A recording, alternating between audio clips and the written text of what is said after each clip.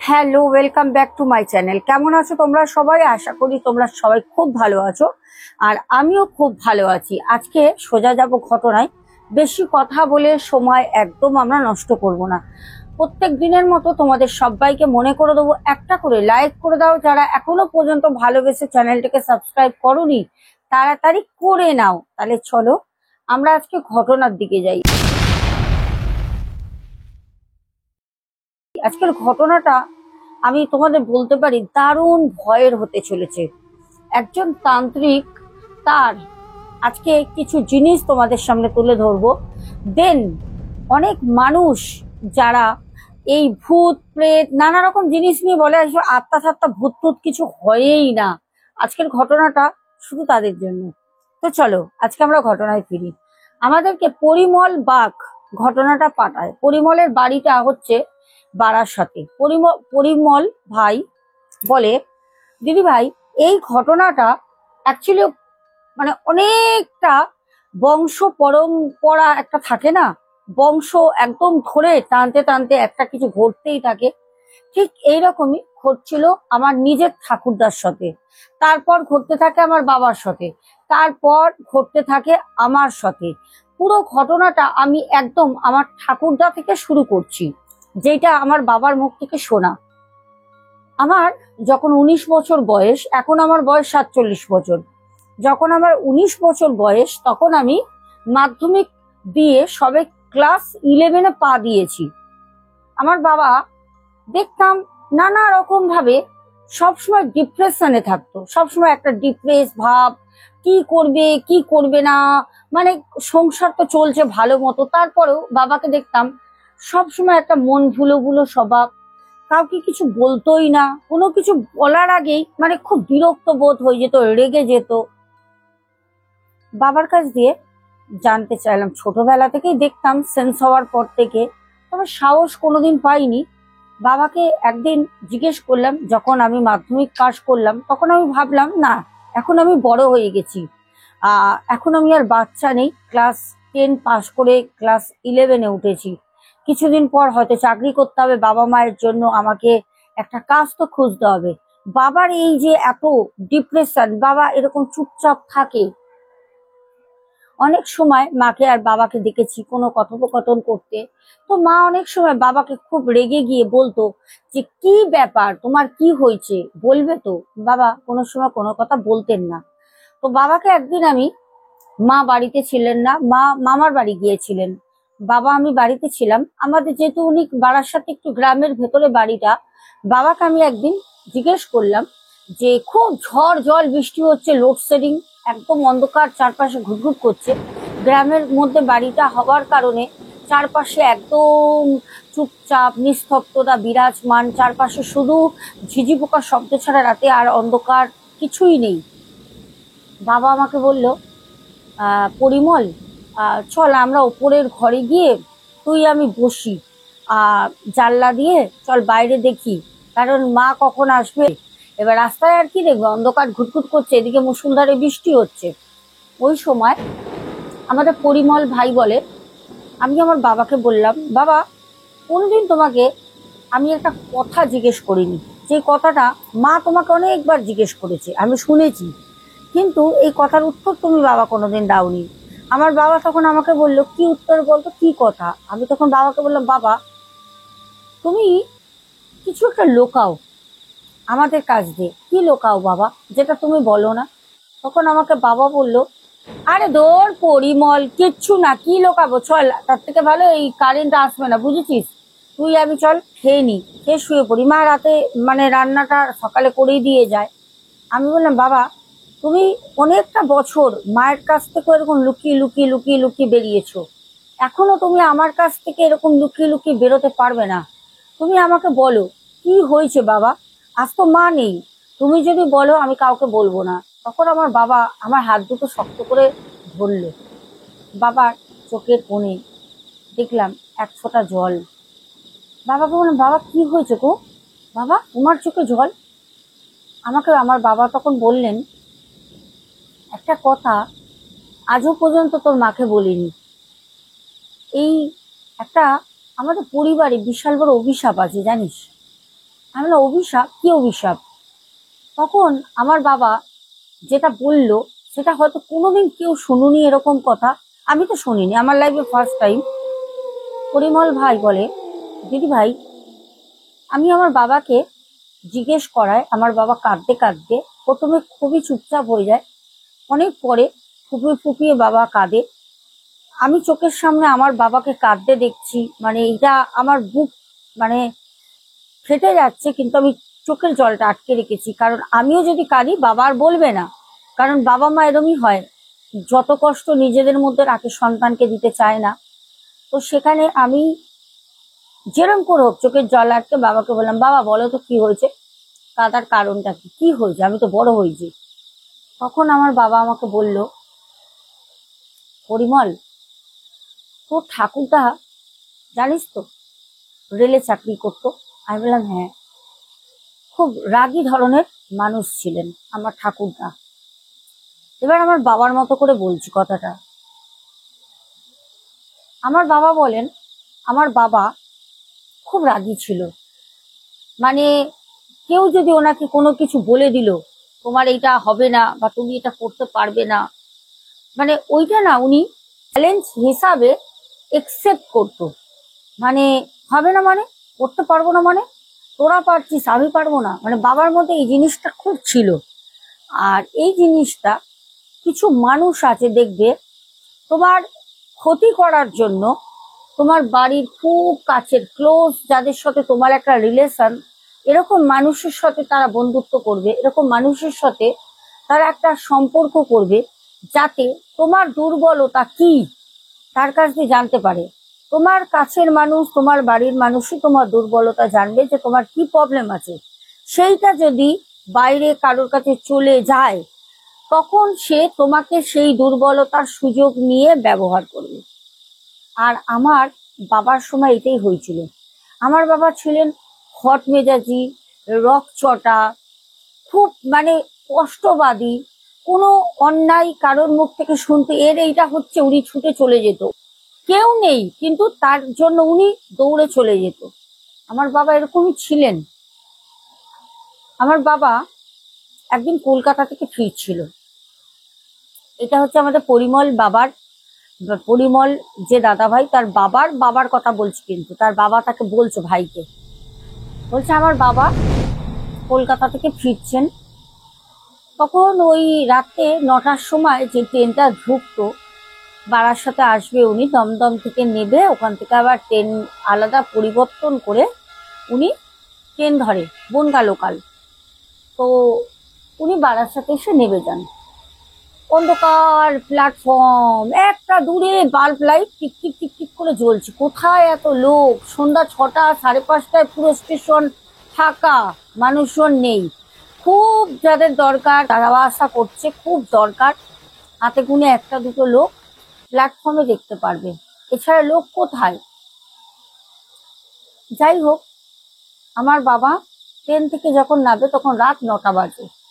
বাবা নেবে বাবার মতো, বাবা হেঁটে হেঁটে আসছে। এবার বাবাকে কিন্তু ওভার ব্রিজ একটা আছে যেটা অনেকটা হেঁটে গিয়ে মাঝখানে ছিল স্টেশনের, ওইটা পার হলে বাবার বাড়িটা খুব কাছে পড়ে। বাবা তো স্টেশন পার করে আসবেন, কিন্তু আমার বাবা ওই এতটা আবার হেঁটে যাবে, সামনের দিকে উঠতো বাবা, ট্রেন থেকে নেবেই ওই প্ল্যাটফর্ম, ট্রেন চলে যেত, রেল লাইন ক্রস করে বাবা আসতো। সেরকমই বাবা অন্ধকারে নেবে, হাতে টর্চ, পুরো অন্ধকার অন্ধকার আবছা একটা পরিবেশ আসছে। হাতে গোনা লোক আছে, নেই তা না, 5-6 জন, যার মতো যে যাচ্ছে। বাবা যখন রেল লাইনটা ক্রস করে, বাবা 1 থেকে বাবা 4-এ যায়, বাবার বাড়িটা হচ্ছে 4 নম্বরের দিক থেকে যেতে হয়। তো যখন বাবা যাচ্ছে তখন একজন বাবাকে ডাকে, একটা ছোট ঘুমটি বন্ধ অবস্থায় রয়েছে, ওইখানে একটা কাঠের লম্বা একটা টেবিল মতো রাখা, টেবিলে একজন বসে আছে। বাবা অন্ধকারে, আলো আধারি আবছা, ওখানটা সবাই চলে গেছে, কেউ নেই। আমার বাবা দাঁড়িয়ে পড়ে, আমার বাবা দাঁড়িয়ে পড়ে। আমার বাবা তখন ওনার দিকে তাকিয়ে বাবা বলল, কে? কে ওখানে? আমাদের পাড়ার কেউ নাকি? বাবা ভাবলো হয়তো পাড়ার কেউ বসে আছে, বাবাও যাবে, সাথে সে চলে যাবে। বাবা তাকে 2-3 বার সাড়া দেওয়ার পর সে আর কোনো উত্তর দেয় না। আমার বাবা তখন ভাবলো ধুর, কোনো মাতাল হয়তো হবে। আবার যখন পেছন ফিরে বাড়ির রাস্তায় হাঁটে, তখন বাবার নাম করে বাবাকে ডাকে। যখন নাম করে ডাকে তখন আমার বাবা বুঝতে পারে নিশ্চয় খুব পরিচিত কেউ হবে, কারণ আমার নাম কি করে জানবে। তখন আমার বাবা ওইখানে দাঁড়িয়েই আমার বাবা বলে যে, কে কে ওখানে আমার নাম ধরে ডাকছো, কে আছো? আমার বাবা যখন বলে, আমার বাবা হনন হনন করে আবার প্ল্যাটফর্মের ওপরে ওঠে। উঠে যখন সামনে যায় তখন দেখছে কালো রঙের একটা মাথায় কাপড় বাঁধা, কালো রঙের একটা কিছু ধুতি মতো পরা, লোকটিও কালো, একজন মুসলিম তান্ত্রিক দেখেই মনে হচ্ছে। মুসলিম যারা তান্ত্রিক হন তারা দেখবে অনেক সময় ওই কালো রঙের পোশাক পরে থাকেন, গলায় একটা সাদা কিছু ছোট ছোট হাড় দিয়ে করা গলায় একটা মালা রয়েছে। তো আমার বাবা দেখে অবাক হয়, কারণ আমার বাবা মানে প্রথমবার দেখছে ওনাকে, পূর্বে কোনোদিন দেখেননি। আমার বাবা তখন ওনাকে বলেন যে, আচ্ছা আপনি কি আমাকে নাম ধরে ডাকলেন? উনি তখন বাবাকে বলে, একটা বিড়ি দে তো। আমার বাবা বলছে, আমি তো বিড়ি খাই না। আমার বাবা কিন্তু বিড়ি খায়, মানে আমার বাবা দেবে না, ওনাকে চেনে না জানে না, দেবে কেন? তার জন্য দেবে না বলে বলছেন বিড়ি খাই না। তখন বাবা বলছে, আমি তো বিড়ি খাই না। তখন সেই যে ওখানে বসেছিলেন তান্ত্রিক, উনি তখন বলছে, তুই আমাকে মিথ্যা কথা বলছিস, তোর পকেটে 7খানা বিড়ি আছে। বলছে, এবার বাবা তো জানে না পকেটে কটা বিড়ি। বাবা কি জানে যে স্টেশনে কেউ বসে বাবাকে ডাকবে, সে কাউন্ট করে বলে দেবে, তাহলে বাবা গুনে রাখতো? বাবা তো জানে না। বাবা এবার আগেকারের মানুষ তো, ওই কথাটা শুনে বাবা বলছে, না না আমার কাছে বিড়ি নেই বলে বাবা ওখান থেকে ঘুরে হনহন করে ওই নিচে রেল লাইনে নামবে। বাবা তো পার হবে, বাবা যখন নামছে বাবা না সাথে সাথে ওই পকেট থেকে, বুক পকেটে বিড়িটার প্যাকেট ছিল, বাবা হাত দিয়ে বের করে। ওই রেল লাইন পার হতে হতে বাবা না ওই বিড়িগুলো গুনছে। বাবার ধ্যানটা এমন ভাবে বিড়ির দিকে চলে গেছে, ট্রেন যে বাবার সামনে, ট্রেন যে ঢুকছে বাবার মাথায় নেই। রীতিমতো ট্রেন কিন্তু হর্ন করছে, হর্ন দিচ্ছে, তাও কিন্তু বাবার মাথায় নেই যে ট্রেন আসছে। হট করে বাবার মানে সামনে একজন মহিলা এসে বাবাকে বলে, এই তুই চোখে দেখতে পাচ্ছিস না সামনে ট্রেনের আলো পড়ছে? হ্যাঁ কি করছিস, চল। বাবাকে বলতেই বাবা না সাথে সাথে দেখে এই লাইনটা পার হলেই ট্রেনটা চলে যাবে। বাবা ওই যে মহিলা সে কিন্তু বাবার কাছে নেই, দূরে দাঁড়িয়ে রয়েছে, কিন্তু বাবা দেখছে বাবার পুরো কাছে। বাবা ওই রেল লাইনটা পা দিয়ে ক্রস করে, যেই ক্রস করে হয়তো 30-40 সেকেন্ডের মতো ট্রেনটা চলে যায়, মানে একটুখানির জন্য বাবা বেঁচে যায়। বাবা তখন ওই মহিলাটি বাবাকে ধমকে বলে উনি আগে চলে যাচ্ছে। আমার বাবা তখন ওনাকে বলে যে, দাঁড়ান দিদি, দাঁড়ান দাঁড়ান দিদি, আমি একদম লক্ষ্য করিনি, আপনি না থাকলে দিদি আজকে আমি মারা যেতাম, আমি রেলে কাটা পড়তাম দিদি, আর বলবেন না। তখন ওই মহিলাটি একদম যে প্ল্যাটফর্মের যে এরিয়াটা আছে ওখান থেকে উনি গিয়ে একটা কোণে দাঁড়িয়ে আছে, কোণে দাঁড়িয়ে আছে। তখন আমার বাবা ওনার মুখও দেখতে পাচ্ছে না, তখন তো ওই বাল্ব লাইট দূরে দূরে দেওয়া থাকতো, এবার টর্চের আলোতেই যা, এমনি তো দেখতে পাচ্ছে না, আর লোকজনও নেই। তখন বাবা কাছে গিয়ে বলছে যে, দিদি আপনি যদি না থাকতেন না, আপনার বাড়ি কোথায় দিদি? এই রাতের বেলা একা বাড়ি যাবেন? আমার কাছে টর্চ আছে, চলুন আমি বাড়ি পর্যন্ত আপনাকে দিয়ে আমি বাড়ি চলে যাব। আপনি এত বড় আমার জীবন দান করলেন, এতটা আপনি মানে পুণ্যের কাজ করেছেন, আপনাকে আমি একা ছাড়তে পারবো না দিদি, দিদি আপনি আমার সাথে চলুন। তখন সেই ভদ্রমহিলা বাবাকে বলেন যে, তুমি এরকম ভাবে আসছিলে, তোমার কোনো ধ্যান নেই? ট্রেনটা তো এক্ষুনি তোমাকে মেরে দিত, বাড়িতে তোমার ছেলে আছে, বউ আছে, আর তুমি এরকম ভাবে মানে রাস্তা দিয়ে যাচ্ছ, তোমার কোনো হুঁশ নেই।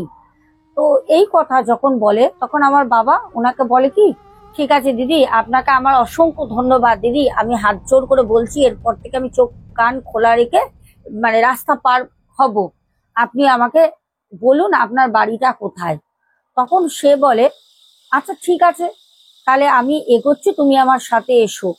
তো বাবা কি টস ধরবে, মানে উনি নিজের মতো পথ দেখিয়ে চলে যাচ্ছে। বাবা শুধু কথা দিয়ে ফেলেছে বলে বাবা পেছনে পেছনে যাচ্ছে। যখন পেছনে পেছনে যায় তখন দেখে ওই যে দিদি দিদি যাকে বলছিলেন উনি দূরে একটা গ্রাম সাইড। তো আমি তো মানে এই ঘটনাটা বলছি অনেক আগের, এটা হচ্ছে আমাদের পরিমল ভাইয়ের বাবার বাবার সাথে ঘটে যাওয়া ঘটনা, যেটা বলছি মানে পরিমল ভাইয়ের ঠাকুরদার ঘটনা।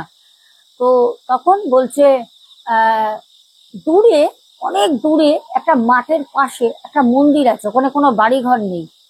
বলছে আমি চলে যাব, তুমি বাড়ি চলে যাও সাবধানে। তখন আহ আমার বাবা তখন বলছে যে তুমি দিদি চলে যেতে পারবে তো। যখন বললো হ্যাঁ, বলে না উনি যখন কিছুটা যায় তারপরে দেখে মানে পরিমলের যে ঠাকুরদা দেখে সেই দিদি দিদি যাকে বলছিল উনি না মন্দিরের একদম চাতালটা ওখানে গিয়ে ওনাকে আর দেখা যাচ্ছে না। তো উনি ভাবলো অন্ধকার, হয়তো মন্দিরে তো অনেকে থাকে, হয়তো মন্দির ধোয়া টোয়া মোছা করে, তো ওখানে অনেক পাড়ার মহিলারা পুজো টুজো দিতে আসে, খুব জাগ্রত মন্দির, ঠিক আছে বলে সে আবার টর্চ জ্বালিয়ে পেছন ফিরে বাড়ি যায়, বাড়ি চলে যায়। বাড়ি যাওয়ার পর এই কথাটা আমার মানে ঠাকুমাকে বলে যে আমি আজকে কাটা পড়তাম, আজকে এরকম এরকম হয়েছে। পরিমল ভাই যেরকম ভাবে বলছে বলছে তখন আমার ঠাকুমা আমার ঠাকুরদাকে বলে যে তুমি একটু সাবধানে যাওয়া আসা করবে, তোমার কদিন ধরেই তো ভাড়া চলছে, তুমি তো সাবধানে আসা যাওয়া করবে, কারণ আজকে উনি না থাকলে সর্বনাশ হয়ে যেত। তো আমার ঠাকুমা কান্নাকাটি করে। যাই হোক, তারপর পরের দিন যখন আমার ঠাকুরদা মানে গ্রামে সন্ধ্যাবেলা একটু হাঁটতে বেরোয়, যখন বেরোয় তখন ঠিক যখন মানে বেরিয়ে বাড়ি ফিরছে পেছন দিয়ে সেই এক কণ্ঠ, পুরুষ কণ্ঠ, ভারী ভারী বয়স্ক কণ্ঠ আবার আমার ঠাকুরদার নাম করে পেছন দিয়ে ডাকছে। আমার ঠাকুরদা তখন বলছে, এই কে তুমি? তুমি কালকে ছিলে না, পকেটে আমার 7টাই বিড়ি ছিল, আমি তোমাকে ইচ্ছা করে দিইনি, তোমার জন্য কালকে আমি ট্রেনে কাটা পড়তাম, একজন আমাকে বাঁচিয়ে দিয়েছিল, তাই কে তুমি? তখন বলে যে তোকে আমি শেষ করে দেবো, তোকে আমি ছাড়বো না। তা তখন এই কথা শুনে আমার ঠাকুরদা বলছে, তোমাকে আমি জানি না, শুনি না, না তোমার আমি টাকা নিয়েছি, না তোমার আমি কোনো কিছুতে বাধা দিয়েছি, না তোমার সাথে আমার কোনো সম্পর্ক, তুমি আমাকে শেষ করে দেবে মানে এ আবার কি? কি বলতে চাইছো? মানে আগেকারের মানুষ, এখন হলো মারপিট দাঙ্গা শুরু হয়ে যাবে, শেষ করে দেবে মানে তুই কে? ও কথা বলতে হাত চালায় এখন বেশি। আগে তো ওরকম ছিল না, আগে বোঝাচ্ছে, বুঝছে, কে তুমি, কেন বলছো, কি ব্যাপার। তখন সেই মুসলিম যে তান্ত্রিক ছিলেন উনি তখন বলছেন যে তোদের বাস্তুতে আমাকে কাজ করতে দিয়েছে তোর এক রিলেটিভ, তোর তো অনেক বড় জমি জায়গা, তুই সেই জমি জায়গা ছেড়ে অন্যত্র চলে যা, যদি না যাস তাহলে আমি তোকে পেট চালান করে, তোকে পাগল করে তোকে আমি মেরে ফেলবো। কালকে দেখেছিস, কালকে তুই মরেই যেতিস, তুই বেঁচে গেছিস, তোর কপাল ভালো, তোকে কেউ বাঁচিয়ে দিয়েছে, তুই মারা যাবি, তুই ওই জমি ছেড়ে চলে যা। মানে এটা কি বলবো, মানে অনেক জমি জায়গা তো ভাইদের বংশ পরম্পরা একটা থাকে না, অনেকের সাথে রাগারাগি ঝগড়া, বাড়ির আত্মীয় স্বজন এই জিনিসগুলো করে, ভালো মুখে হচ্ছে না, পেট চালান জিন চালান করে দিল, বাড়ি ছেড়ে যাবি নাহলে মরে যাবি, কেউ বুঝতেই পারবে না। লোকে ভাববে আরে আমার তো বাবা ভালো ছিল, হঠাৎ করে অ্যাক্সিডেন্ট হলো মারা গেল, লোকে ভাববে কি অ্যাক্সিডেন্ট হয়েছে, অ্যাকচুয়ালি ওটা না, ওটা করানো হয়েছে। সেই তান্ত্রিক তখন বলে যে তোকে আমি মেরে ফেলবো। তখন আমার ঠাকুরদা সেই তান্ত্রিককে বলে, তুমি যদি মেরেই ফেলবে তাহলে তুমি আমায় বলছো কেন? তুমি তো কারোর কাজ দিয়ে কাজ ধরেছো আমাকে ওখান থেকে উচ্ছেদ করার জন্য, যাতে আমি ওখান থেকে চলে যাই, তাহলে তুমি আমাকে বলছো কেন? তাহলে তুমি তো আমাকে মেরে ফেলতে পারো। তখন সেই তান্ত্রিক বলে, তুই কালী মায়ের মানে খুব বড় ভক্ত। সেখানে গিয়ে বলছে যে আমি জানি তোর সাথে তোর কালিমা আছে, তোর কালিমা আছে, ওর জন্যই আমি তোকে মারতে পারছি না। তোকে প্রথমে আমি বললাম দেখ তুই যদি চাস তাহলে ভালো, নালে পারে আমি কিন্তু তোকে মেরে ফেলবো, তুই চাইলে এখান থেকে চলে যা, তোর সংসার যা আছে সব তুই নিয়ে চলে যা, জমি শুধু রেখে দিয়ে যা। তো আমার বাবা তাকে বলে আমি ওখান থেকে যাব না, যাব না, তোমার যা করা তুমি করো, আমার কালিমা যদি আমায় রক্ষা করার থাকে আমাকে রক্ষা করবে বলে তখন আমার ঠাকুরদা বাড়ি চলে যায়। এবার ঠাকুরদা গিয়ে ওই যে মন্দির, যেই মন্দিরে আগের দিন সেই দিদি গেছে, সেই মন্দিরের পাশ থেকে আমার বাবা সেদিন আসছিল। তো আমার বাবা অ্যাকচুয়ালি ভেবেছিল ওই দিদির সাথে দেখা করবে। তো যখন ওখান থেকে আসছে তখন মন্দিরের ওখান থেকে আস্তে আস্তে আমার বাবা বলল না একবার না দেখি দিদি, ও দিদি, দিদি করে ফাঁকা মন্দির, বাবা ডাকছে, কেউ নেই, মা কালীমা বসে আছেন, পুজো হয়েছে সন্ধ্যাবেলা, ধূপ ধুনোর একটা গন্ধ, সুন্দর একটা ফুরফুরে হাওয়া দিচ্ছে মন্দির প্রাঙ্গণে, বাবা দাঁড়িয়ে ওই দিদি দিদি করে ডাকছে, কোথায় দিদি? আমার বাবা তখন বলল কালকে তো দিদি এখানেই আসলো, তাহলে মনে হয় বাড়িতে নেই, একা মহিলা কোথায় কোথায় ঘোরে। তা বাবা চলে যেতে গিয়ে, যেহেতু উনি কালীমাকে খুব শ্রদ্ধা করেন মানেন, তো বাবা জুতোটা খুলে মন্দিরের ভিতরে যান। মন্দিরের ভিতরে গিয়ে মন্দিরের কাছে বসে তখন কালীমাকে সবটা বলে, মাগো এখানে এক দিদি থাকে, কালকে আমাকে ওই দিদি প্রাণে বাঁচিয়েছে, ওই দিদি রক্ষা না করলে আজকে তোমার কাছে আমি দেখা করতে আসতে পারতাম না। দেখো আমার পরিবারের কেউ একজন মুসলিম ওঝা বা তান্ত্রিককে আমাকে দিয়ে ভয় দেখাচ্ছে মেরে ফেলার, আমার খুবই চিন্তা হচ্ছে কি হবে, আমার ছেলেটা খুব ছোট, মানে পরিমল ভাইয়ের বাবার কথা বলে, তখন খুব ছোট, বলছে যদি আমার কিছু হয়ে যায়, আমার ছেলে তো ছোট, বউ তো সেরকম কিছুই করে না, তো পড়াশোনাও জানে না, বাড়ির মধ্যে থাকে, কি করে চলবে, দুটো তো পুকুর আর কয়েক বিঘা জমি, তখন ওই পুকুর জমি দিয়ে আর কি আর হবে, লোকজন না থাকলে সবই তো নিয়ে নেবে আমার নিজের লোকরা যারা আমার ক্ষতি করছে। এগুলো সব ওখানে কালীমাকে বসে বসে বলে। বলার পর যখন মন্দির প্রাঙ্গণ থেকে বেরিয়ে জুতো পরে একদম গ্রামের পথ ধরে বাড়ির দিকে যাবে, তখন সেই দিদি ওই মন্দির প্রাঙ্গণে পেছন দিয়ে ডাকে, তখন বলছে কিরে তুই আমাকে খুঁজছিলিস? তখন আমার বাবা ঘুরে বলছে দিদি আপনি কোথায় ছিলেন, আপনাকে কত ডাকলাম। বলছে আমি ভিতরে কাজ করছিলাম। তখন আমার বাবা সবটা বলে যে এরকম এরকম আমার সাথে হচ্ছে, আমি কি করব দিদি। তখন সেই দিদি বলে ঠিক আছে তুই বাড়ি যা, তোকে চিন্তা করতে হবে না, তুই তো আমাকে সব বলে গেলি, যা। তো বাবা, আগেকারের মানুষ তো অত কথা ধরতে পারে না, বাবা বাড়ি চলে আসে। রাত্রেবেলা ওই দিদির গলা করে, তখন প্রায় রাত 2:30-3টে বাজে, বাবাকে ডাকছে। বাবা উঠে, শুধু বাবাই শুনতে পাচ্ছে আওয়াজটা, কিন্তু কেউ শুনতে পাচ্ছে না, বাবা শুনছে।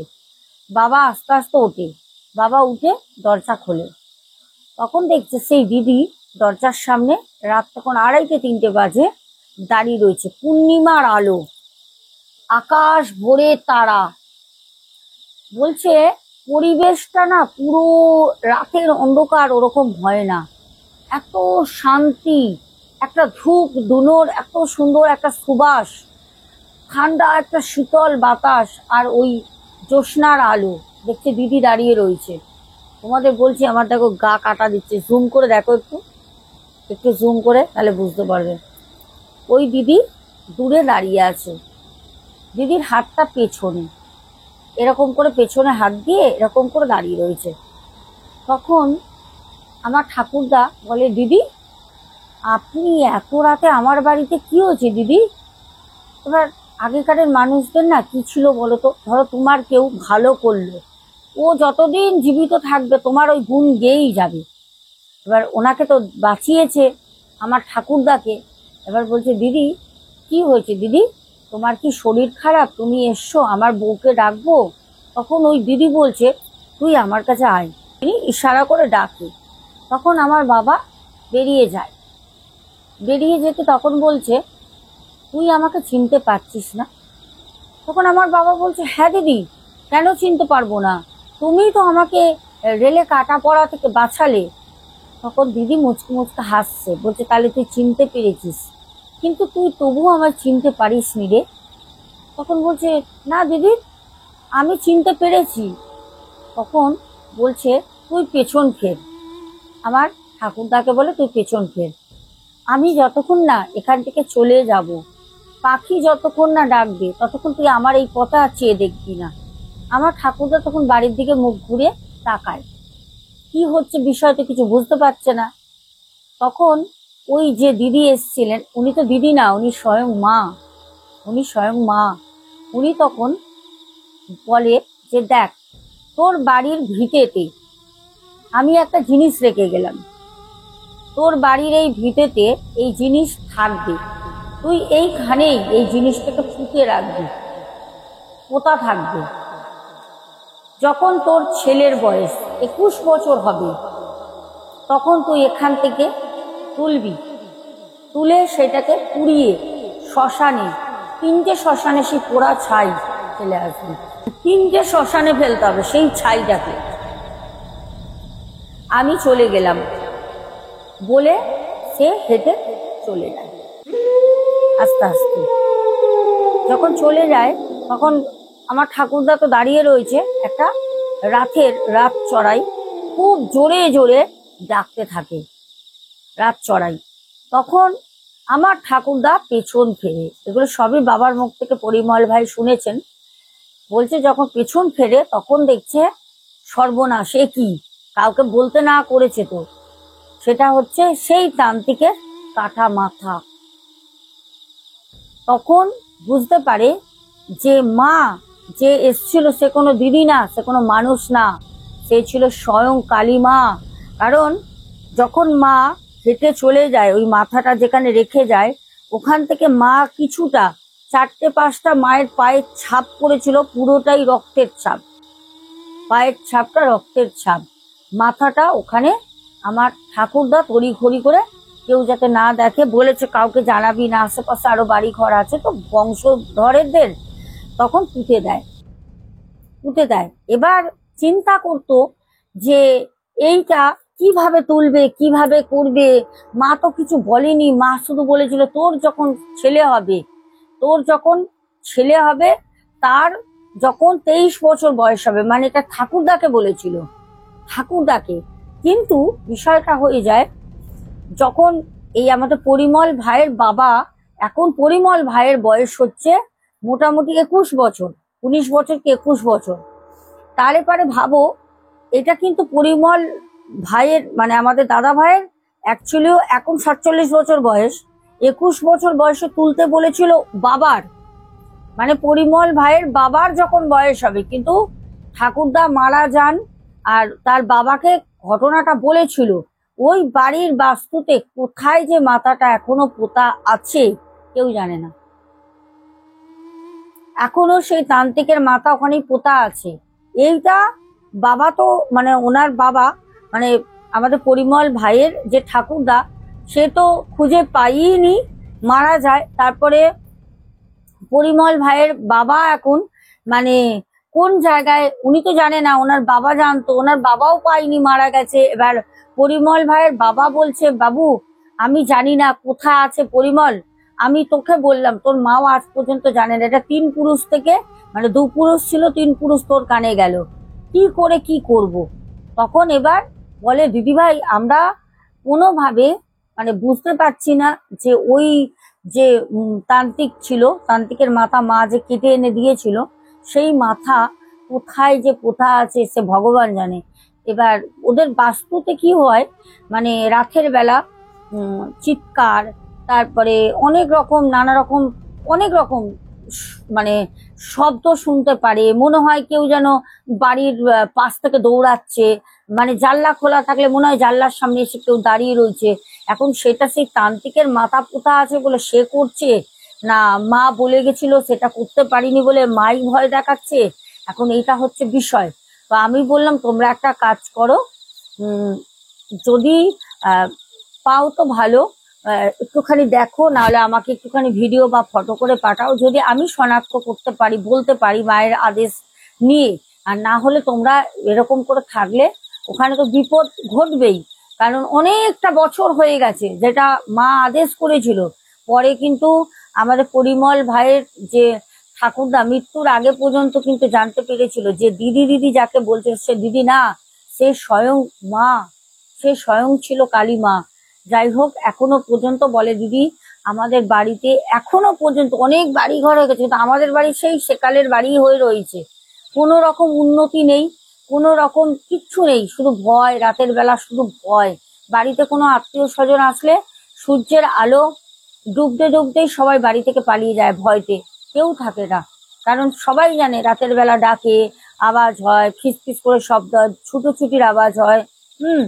জানলা খুলতে পারে না, জানলা খুললে গরমে যতই গরম হোক মনে হয় জানলার সামনে কেউ দাঁড়িয়ে আছে, উঁকি মেরে দেখছে, এই জিনিসগুলো হয়। এবার দেখা যাক কতদূর কি করা যায়। ঘটনাটা বলেছিল দিদিভাই তুমি অবশ্যই বলতে পারো, ও আমাকে ভিডিও পাঠিয়েছে, কিন্তু সেটা আমাকে না করেছে বলে আমি তোমাদের দিলাম না। তো চলো এবার আমরা কমেন্টে নাম পড়বো, কেমন লাগলো অবশ্যই কিন্তু বলো।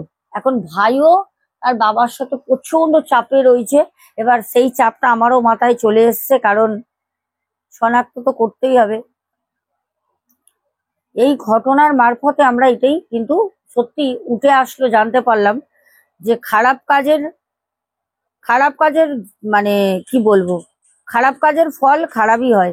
প্রথম পাপ্পু দে, আচ্ছা, তারপর আবার পাপ্পু দে, স্বপ্না বাজাল দিদিভাই, আবার পাপ্পু দে, বং হিন্দু হেসেল, পাপ্পু দে, শ্রাবণী হাজরা, শম্পা মিনি কিচেন, সন্ধিয়া মণ্ডল, পাপ্পু দে ভাই, আচ্ছা, তারপরে শ্রীঙ্খা বণিক, তারপরে কমেন্ট করেছে জবা দেবী, তারপরে টুকু সাবারওয়াল, আচ্ছা, মৌবা পল, তারপরে মিম কমেন্ট করেছো কৌশিকী ঘোষ, তারপর অ্যাঞ্জেলিনা সোরেন, আচ্ছা, সৌমিক সৌমিক সরকার হাভেলি একদম, তারপরে সুপর্ণা কিউট দিশা ব্লগস, তারপরে আবারও কমেন্ট করেছে সৌমিক সরকার, পার্থ দাস, পার্থ দাস ভাই অনেক লেট করে ফেলেছো, আচ্ছা, তারপরে আবারও সৌমিক সরকার কমেন্ট করেছো, তারপর পিন্টু ঘোষ, পাপ্পু দে, সন্ধ্যা মণ্ডল পরপর কমেন্ট করেছো দিদিভাই, তারপরে সুপর্ণা দাস, সন্ধ্যা মণ্ডল দিদিভাই, তারপর সুমিত্রা বিশ্বাস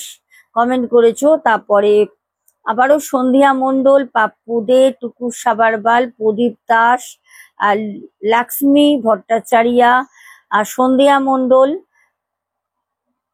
আব্দুল হক ভাই, তারপর কমেন্ট করেছো নীলিমা সিংহ, সন্ধ্যা মণ্ডল, নিকিতা কর, সরি নিবেদিতা কর, সন্ধ্যা মণ্ডল, জলি হাজরা, পার্থ দাস, তারপরে কমেন্ট করেছো